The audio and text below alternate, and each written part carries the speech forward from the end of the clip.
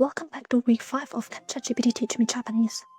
Last time we finally started off with the first katakana, while today we are steadily progressing towards the finishing line in terms of kana after 5 weeks. Before we start, like always, let me know that I'm neither a teacher nor a linguist, so all the conclusions and impressions are a result of my personal experience and opinion. I do try my best to look up stuff when necessary, but can't fully promise that everything is bias-free. So the katakana we had this week would be the W series, the G series, followed by the T series, the D series, the B series, the P series, and last but not least, the sutikana, which refers to the compound katakana like ya and ryu. We didn't have vocabulary this week either, as all the vocabulary introduced this week was voluntarily, so I decided to not list it for now.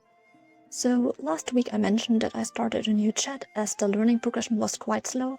So after setting up the new chat, let me quickly show you what exactly changed.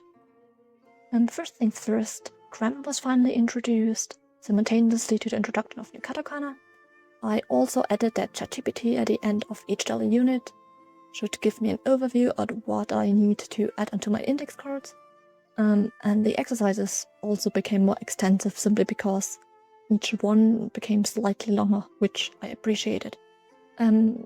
The little crop out you can see here, or screenshot, you can see, it's in German again, sorry for that, that all the vocabulary was voluntarily to learn. They were only listed so that I can try reading the katakana. So yeah, so let's recap the grammar that was finally introduced. And just as a side note for those who watch my daily shorts, the first grammar was introduced in the short for day 38. In reality, ChatGPT introduced it on day 32, but didn't progress for a few days and instead opted for revision and combination of the two learned grammar rules. Hence the slight discrepancy between like shorts and video. So the first grammar introduced was desu. Desu is a verb and means to be. While in English you need to conjugate a verb in order to fit a sentence, even within the same tense, for example, I am, you are, she is, and so on. Desu doesn't need to be conjugated within the same tense in Japanese. So I am, for example, would be watashi ... desu, she is would be kanajo ... desu, and so on. Unlike in English where the verb is located in second place of the sentence, this is always added at the end of each sentence.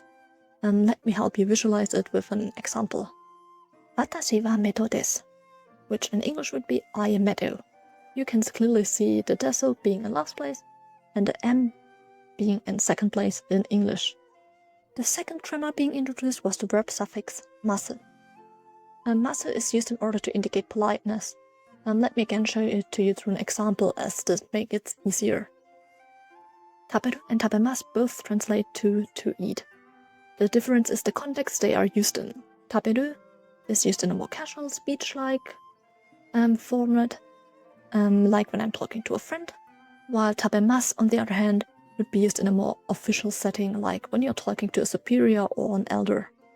Now, like always, let's end this week's video on a positive note, and let's list what went well this week. This week I finally had a consistent structure again. For example, the tabular form came back and stayed, which was an issue last week. And through the introduction of some grammar, we finally had a bit more progression towards actual learning the language. So that's already it for this week. Thank you so much for watching, and I will see you next time.